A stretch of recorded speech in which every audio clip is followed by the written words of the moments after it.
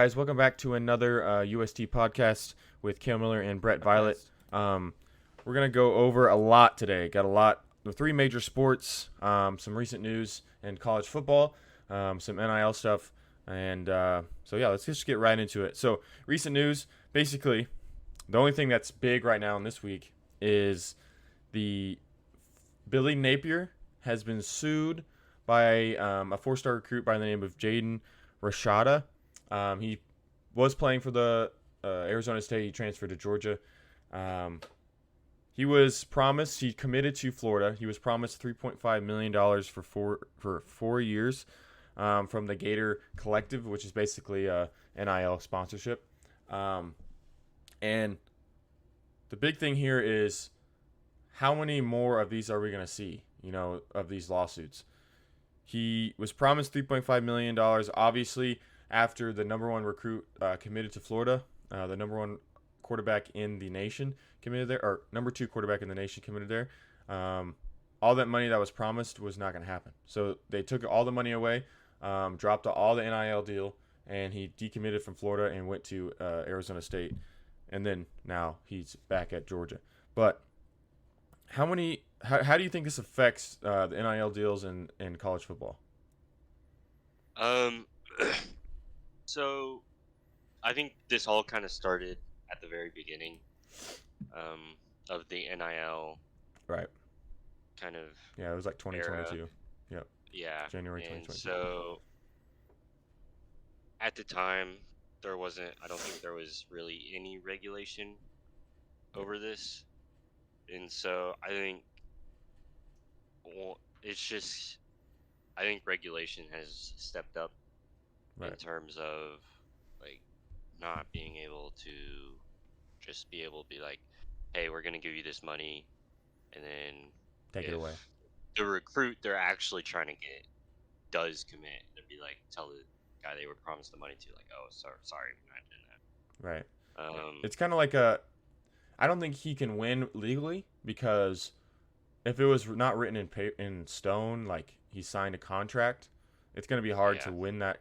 If they just say, hey, if you commit, you're going to win, you're going to get $13 million over 4 years. I don't know obviously I don't know the laws in Florida, so I don't know how he's going to win that. A lot of times in legal stuff, you're just going to win it no matter what. But that if they can prove that it was a contract, that's where it's going to be that's where it's going to be difficult for the Florida Gators and Billy Napier. And also, once that starts coming out, then they'll start doing more legal stuff with NIL deals and 5-star commits. And every time they sign a 5-star commit, they have to sign this amount, and it has to be a lot of legal stuff. That's where I don't like where the NIL is going, just promising all these kids money. But I get why you have to promise money. Like, the kid is a 4-star recruit. Why would we promise him $13 million when we're trying to get a 5-star recruit?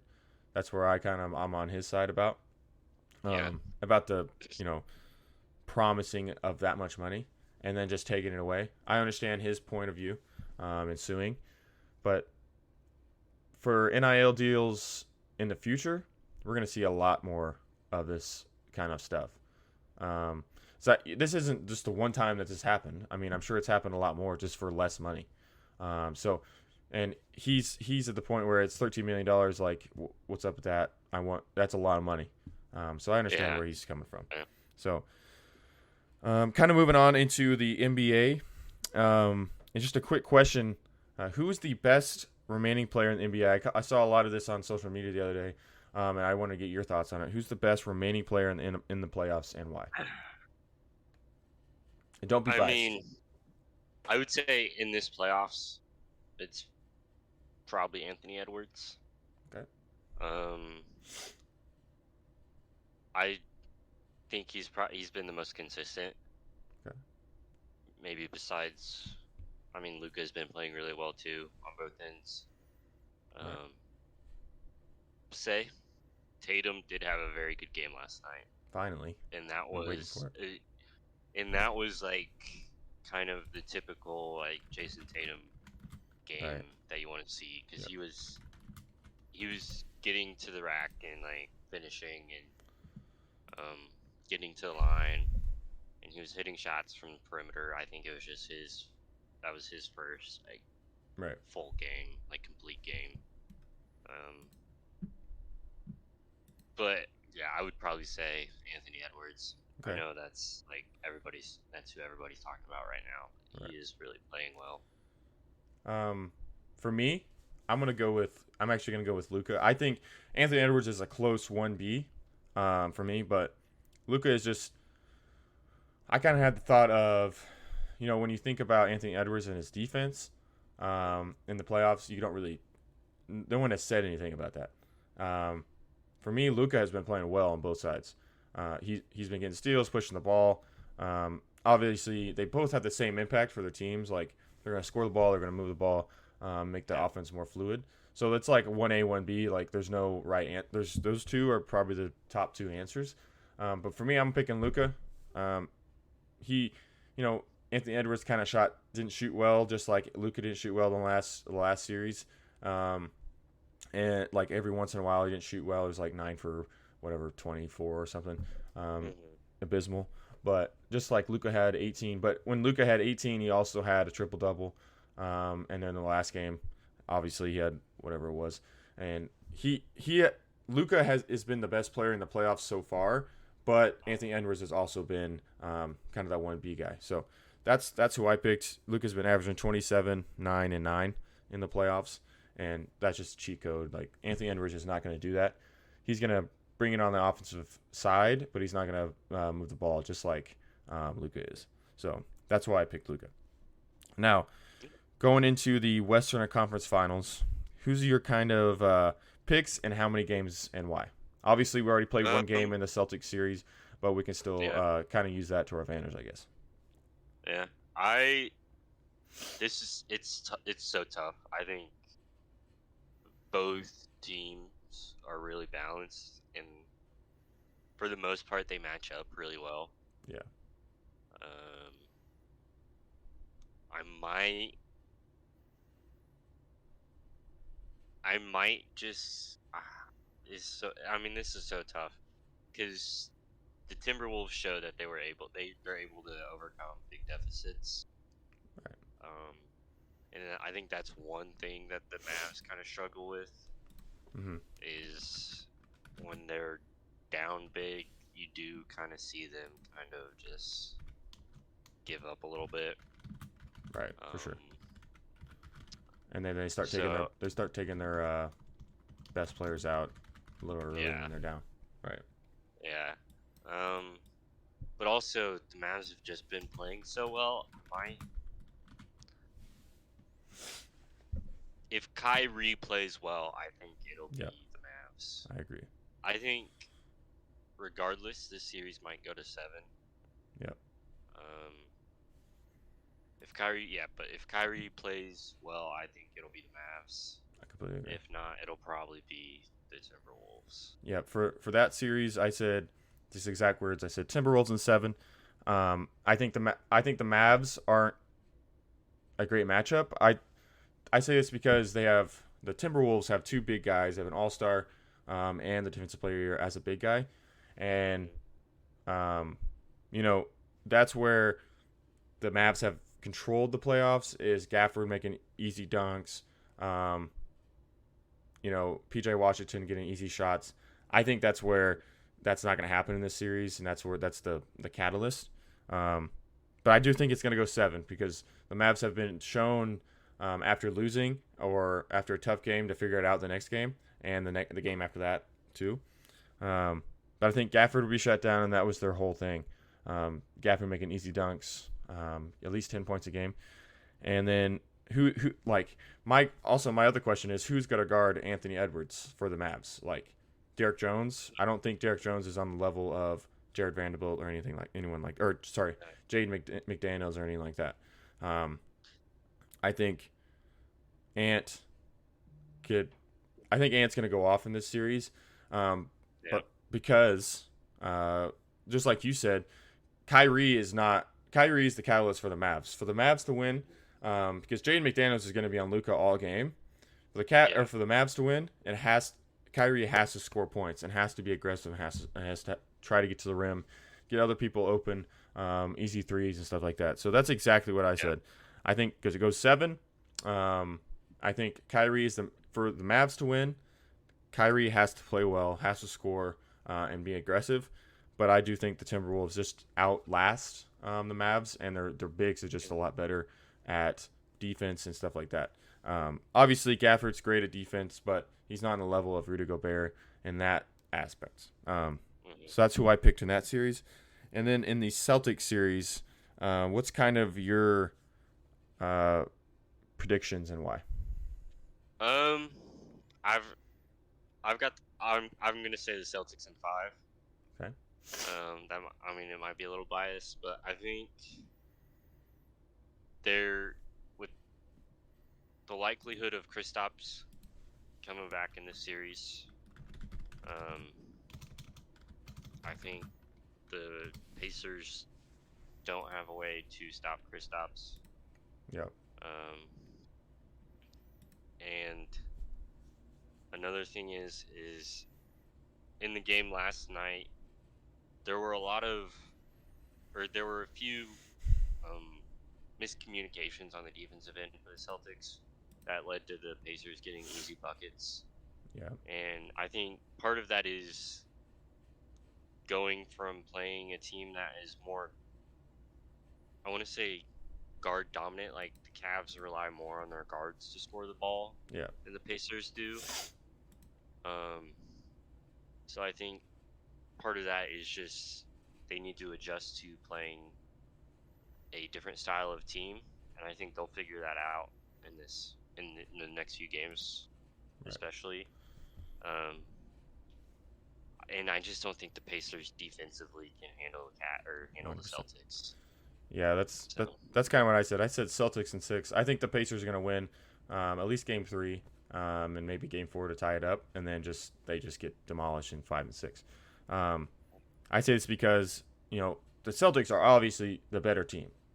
Their top 5 starters had 15 plus, and then when Kristaps gets back, it's going to add more offensive firepower. And Jaylen Brown and Jason Tatum, if they keep playing at this level, they're just so hard to beat, man. And especially when the Pacers turn the ball over 21 times in game 1, for them to stretch it to a game 7 and for them to have a possibility of winning, they have to take care of the ball. Against the Celtics that are shooting the ball well, getting to the rim and scoring well, it's hard for them to come back from 21 turnovers. I don't think this is going to happen in game 3 or game 2. That's just what happened against the Celtics. So for them to win, obviously they need less turnovers. And then that Jaylen Brown shot was beautiful, man. It was insane. So I think the Pacers do win a couple games, but the Celtics are just so good. And kind of leading right into our next question, which team needs to win the finals the most? For me, I picked the Celtics. They have been to the conference finals for the last 8 years, and the finals once, and don't have a championship to go with that. Yeah. And that's going to affect their legacy the most, especially the Celtics, man. These teams that they've been taking, and these teams that have over 50 wins or 58 wins, 60 wins. This team right here is the best team that they've had out of all those teams, especially and even the finals team. This team has to win, and it's gonna affect their legacy. I think they just lose it all after this. Obviously they're not gonna lose all their players, but this is their best chance right now. They're hot. Their players are playing well. Their starters are playing well. When Kristaps get back, it'll be easier for them to shoot and spread the floor. This team has to win right now. What do you think? Yeah, it's definitely the Celtics. I think their championship window. Their championship windows these next 3 years probably. And again, they've had success in the playoffs these past 5 years, but they haven't been able to get over the hump. And so I think this is their best chance to get to that mountaintop this year. Mm-hmm. And I think without the Nuggets in the way, I do think they have the best shot of winning it all. Yeah, 100%. Um, and And again, I think the Celtics match up well. If the Timberwolves win that series, I think the Celtics match up well against them.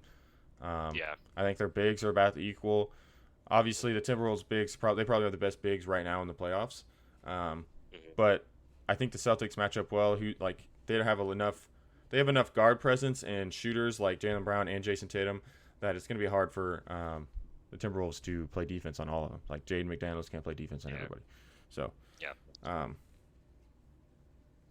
yeah, so we both picked the Celtics. It's going to affect their legacy a lot if they don't. This is their best team, and they're hot. This is who has to win the finals. Now going right into like a little top five most influential players in NBA history. I kind of saw this on Instagram, and I didn't agree with the list, and I kind of wanted to make my own list. So I'm going to start at 5 for myself. I put Kobe Bryant. For me, so this list might be a little recent bias, but they had Magic Johnson. In the list I saw, they had Magic Johnson at 3. I just don't think he's very influential in basketball. Obviously, he's the first 6'9" point guard, first guy to show flashy passes besides Pistol Pete. But I'm like, what's he famous for? Getting AIDS? I was kind of confused about that at number 3. So I put Kobe Bryant at 5. I think he have influenced the game just right under MJ. That kind of killer mentality, how to approach a game, how to approach a job. That's why I put him at 5. And you ask a lot of kids during that time. He affected a lot of kids, and how to be good at something. So at 4, I put LeBron James. Obviously, it's LeBron James. He's the second best player of all time. He's going to have a lot of influence, especially with like shoe deals and stuff like that. That's where his influence comes in, and the Nike deal, the lifetime Nike deal, the money he's made for the NBA, the money he's made himself. That's where my influence kind of goes through. And then at 3, obviously, I have AI, Allen Iverson. Just the time he had during his high points, his effect on little kids, and his effect on like the culture of like what he brought to Philly, that affected a lot of people, and just how he handled himself, and that's why his influence is so big, and that's why I put him at 3. And then at 2, this one might be kind of crazy, but I put Steph Curry at number 2. Who's shooting? Like the NBA right now, it would not be the same without Steph Curry. Like they wouldn't be shooting as many threes, and the kids in AAU and the guys in college would not be shooting as many threes as they are now. It would not be a high point. Like you got to make threes to play on this team. You got to make threes to play on this AAU team. That's because of Steph Curry. You got to make create a shot off the dribble, off of pick and roll, and make a 3. That's where Steph Curry's influence comes in. And I think he has a lot more influence than Magic Johnson. I mean, I have no idea why he's on there, but that's why I put Steph Curry at number 2. And then obviously number 1, if you've seen the documentary, globally MJ has a influence. Everyone loved MJ. I put Michael Jordan at number 1. Everyone loved MJ. Globally, he was the most famous basketball player of all time. I mean, every time he went to the Olympics, they went crazy for him. Any country, anywhere. That's why I put MJ at number 1. And without MJ, we wouldn't even have a conversation about LeBron James being who he is, because the NBA would not be as big without MJ making it a global kind of sport. So that's my top 5. Okay. Mine is I'm gonna start with number 5. This is kind of a 5A, 5B, or these 2 players go together. I got Magic Johnson, Larry Bird. I understand why they're on the list. And I think it's hard for our generation to kind of understand, because they revitalized the NBA. the current NBA would not be what it is without those two guys. Because if you look in 1980, the NBA was on the brink of just falling apart, and then the Magic Bird rivalry sparked life back into it. And so for that reason, I went with Magic and Bird at 5. And those, I mean, they're both kind of synonymous. When you think of one, you think of the other. Right. And then 4, I'm gonna go with LeBron. I think just his longevity. He's had such an impact on so many people and so many fans. Mm-hmm. And obviously playing in LA is a big part of that too, and Miami. Playing for big market teams like that, and the lifetime Nike deal. And all, I mean, just he's such a good role model for kids, I would say, just because he is so big and there's like not really, right, like he hasn't really had any issues in the public eye. 3, I went with Allen Iverson. You think of, like, he made tattoos and cornrows cool in the NBA. right. I think without him, you don't really see guys like Melo, like Kenyon Martin wouldn't have been like as successful in the NBA without Allen Iverson. Guys like Ben Wallace, like stuff like you don't see tough guys without Allen Iverson. I think he kind of made it acceptable and cool. 2, I went with MJ. I think he did, like, first of all, Jordan Brand is like one of the biggest brands ever. For sure. And it's had an insane amount of success. And he's the first athlete to ever have his own brand. I mean, which is super cool. Yeah.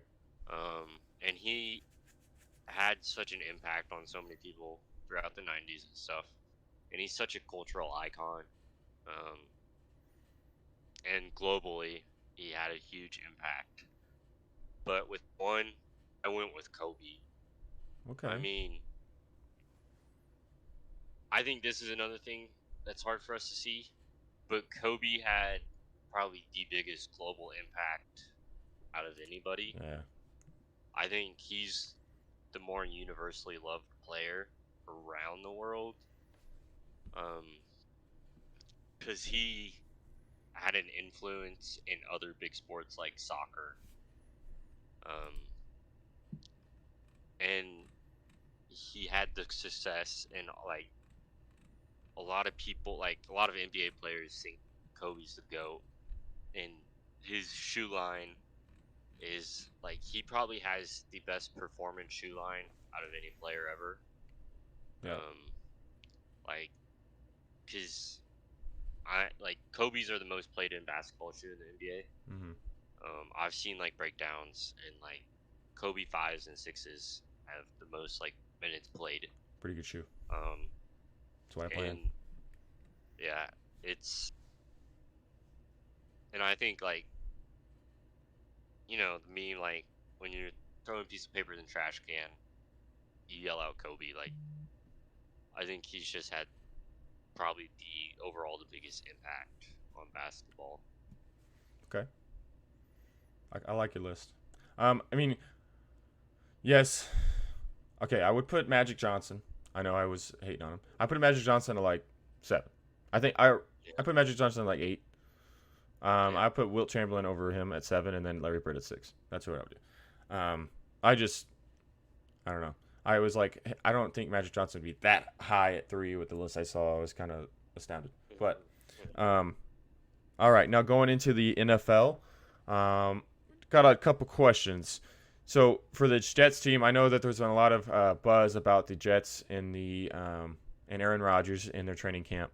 And I just had a quick question about that team. Is this Jets team a win or die team this year? Like, is everything hanging on this year, or can they maybe get another year out of A-Rod? And does that add pressure to them? What's kind of your thoughts on that? I think they get another year out of A-Rod. I think they have to have success this year, Right. but I don't think they have to, you know, reach the peak. I think give them at least one more year, and I think they'll have a serious shot. I think they have a serious shot at the Super Bowl this year, but I don't think if they don't win, it's not the end of the world. Right. It's not, you don't hit the panic button, tear everything apart. I think you give it one more year. Okay. And I think, for me, I think it is kind of a do or die season. I don't know. Rodgers is 40 years old. How long is he going to want to play? Obviously the 2 years was contracted by him and his agent, and I think that's where he's like, I'm done. So for them to end their NFL, the longest NFL active playoff streak, I think he has to play well. The Jets have to play well, and then they're done. I think after this season, it's over. Because they could squeeze out another. If he gets hurt, if he gets hurt, you probably squeeze out another one. But if it's like he goes to the conference championship, he loses, I think that's it for him. I don't think he has very much left, and I do think it's a do or die team. Their team is really good. Like, do they have a chance to win the Super Bowl? I think so. If their defense plays well and everyone stays healthy, that's really in the NFL and the playoffs. If you have your whole team, if you have a good team and everyone stays healthy and you have your whole team in the playoffs, that's usually where you're going to win. So I think, yes, this team has a do or die team. Does that add pressure for these NFL players? Probably not. They just go out and play ball. It's they expect to play well. They play in the NFL. It's their job. So I don't think that adds any pressure. Does that add pressure for the front office? Probably. That probably adds pressure for them because that's their jobs. If they have another, whatever it was, 5-12 season, I don't think it's probably over for everyone in the front office, for Robert Saleh and all those people. So now going into the next kind of question, the Carson Wentz trade to the Colts has finally been over, and all the trades and all the stuff that happened after that are done. So now we can kind of look at the entire Carson Wentz trade to the Colts and what kind of picks the Eagles got out of him. So for this trade, let me go to because there's so many. So the final result, okay. Colts receive Carson Wentz, Matt Pryor, Alec Pierce, Jelani Woods, Bernhard Reinman, and Andrew Ogletree. Okay, that's who they got out of all the picks they got. All the picks they got from using those picks. That's the full thing they got. Eagles receive Devontae Smith, A.J. Brown, Kyron Johnson, Jalen Carter, Cooper DeJean, Jalix Hunt, Jeremiah Trotter, and a 4th and 5th round pick in 2025. And then the Saints were kind of in the couple of those later trades. They got Chris Olave, Trevor Penning, and Jordan Jackson. But we can just talk about Colts and the Eagles. Obviously, the Eagles won this trade. And, come on, Colts. What? Okay, so at the very beginning, they did a conditional second-round pick for him. If he played 70% of the deal, if he played 75% of the season, it turns into a 5th-round pick. So, obviously, the first year he was there, he did that. And it turned into a 16th pick. Okay. Then they traded with the Cowboys, that 10th pick. Or, sorry, it was a 16. So they picked. So it was in 2022, it was a 16th pick. And then the Eagles traded with the Cowboys, moved up to the number 10 to get Jalen Hurts. And I think that's who it was. Yeah. Sorry, they got Devontae Smith at number 10. Yeah. And then all this other stuff happened with the Saints and stuff like that. They get AJ Brown for all those picks, the picks that they had for themselves, and it's just steamrolled from there. I mean, the Colts give up. I mean, not a lot. I mean, for Carson Wentz, probably a lot, obviously. What's kind of your thoughts on the whole thing? Um, I mean, the Eagles fleeced them. I mean, that's what they've been doing, man. Yeah, it's. I mean, it's crazy because you look Four like cornerstones of an offense, or three. Sorry, four cornerstones of a franchise for Carson Wentz and Alec Pierce, basically. yeah, and like you look at Carson Wentz and you don't even remember he played for the Colts. No, I mean they didn't play well either. So they did nothing, and now he's a backup. He's just a career backup, and like Wentz had a few years in Philly, and so I understand. Like they're like, oh, he's been injured. We can get him back to being that guy, but it just never panned out. And right. I mean, with Carson Wentz on the team, they went 9-8 that year. Yeah. Is that worth Jalen Carter, Devontae Smith, and AJ Brown? No, it's not. It's not. No. That's so upsetting for the Colts, man. That's why they weren't good for that year. Obviously, they had injuries that year, the year after that, and the year after that. That's where you see all these big time trades. That's where the effect is. Just 5 years down the line, 6 years down the line, or in our case, 3 or 4. The Colts are kind of a poverty franchise right now. Anthony Richardson going to bring him up, but the Eagles just been slaying out with these picks and got Cooper DeJean and another cornerback in the first round, into the first round, man. It's sad to see these teams not think through. You don't think Carson Wentz. You think Carson Wentz going to play well after an ACL surgery, and it's just all they went all in on Carson Wentz, and they could have got someone else, man. So it's kind of, for me, it's kind of upsetting. So no, going right into the MLB. I know we don't talk about the MLB very much, but a little monthly update for the MLB. We're gonna do a who's hot, who's not. It's pretty easy to find out who's not, but we'll start with the who's hot right now. For me, I picked the Guardians. I think the Guardians are one of the hottest teams right now at 32-17. You don't hear a lot of the Guardians. They're not the Dodgers. They're not the Yankees. But they're playing really well right now. 8 of the last 10 with a 5-game winning streak, and they're pitching well. They're hitting well. The run differential is plus 62. And then also I put the Royals, which they're in the same division, the AL Central. The Royals are 31-19, like a half game back or a game and a half back. And they're 7-3 in the last 10 games with a winning streak of 5 as well. But the run differential is plus 67. I think the Royals are a better team than the Guardians. I think they have a little bit better pitching, and they play better at home. They just got to play better at away games and stuff like that. But and then finally, for my who's hot, I put the Phillies. Probably the best team right now. Obviously the best. I think it's the best record they have. 35-14, won 8 of the last 10 and 5 in a row. They're playing well. Plus 83 in run differential. I think that's number 2. I'm pretty sure, or maybe number 1. Oh, after last night's game, it is tied with the Dodgers, but the Dodgers were number 1 yesterday. So, 1-5 in a row. The Phillies are playing well. Does that take them to the the pennant race and stuff like that? I don't know, but Phillies are one of the best teams right now. So, who's kind of who's hot right now? I would say the Phillies.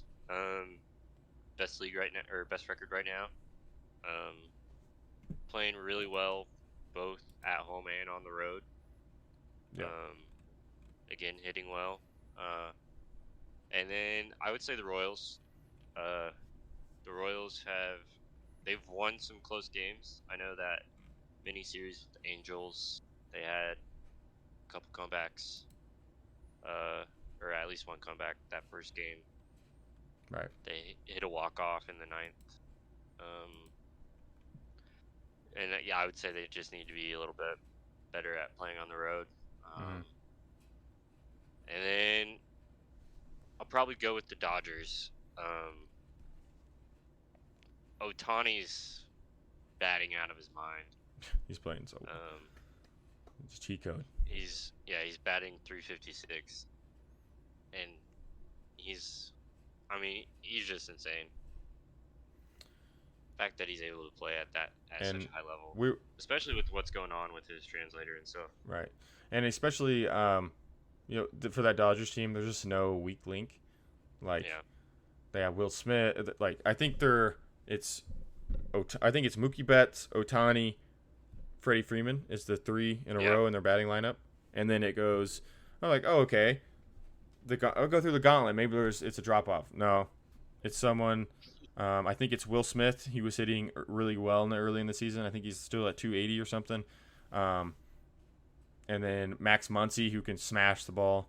It's kind of the team is a cheat code. Obviously, everyone knows that, and they're the favorite to win it all. But yeah. So, and then let's talk about who's not.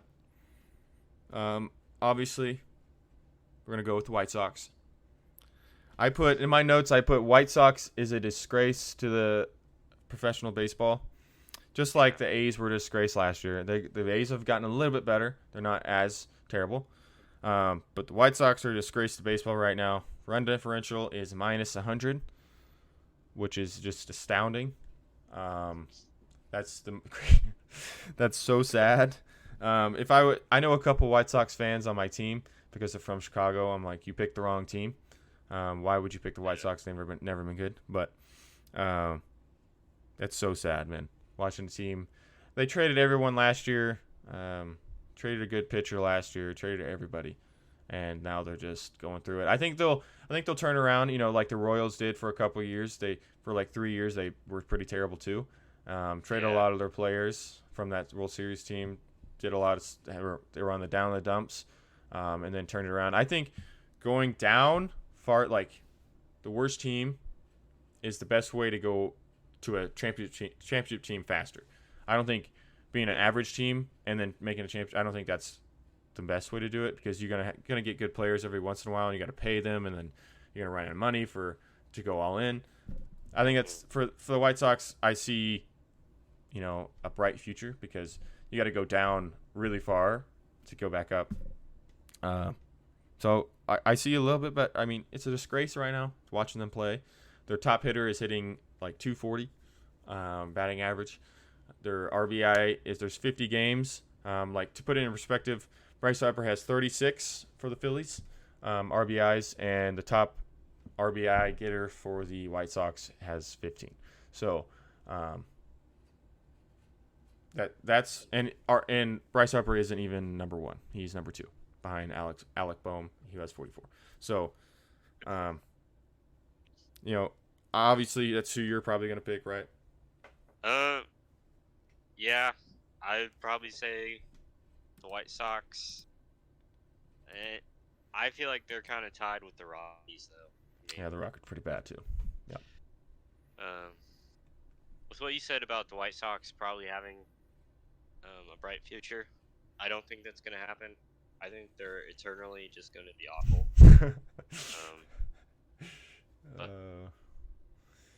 I hope. I'm more of a hopeful, kind of guy, and I hope they're good, man.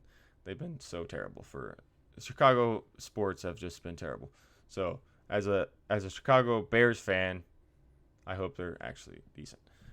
We can also talk about the Miami Marlins at the -83 run differential. I mean, they're getting stomped too, but they have been hot in the last 10 games. They're 6-4.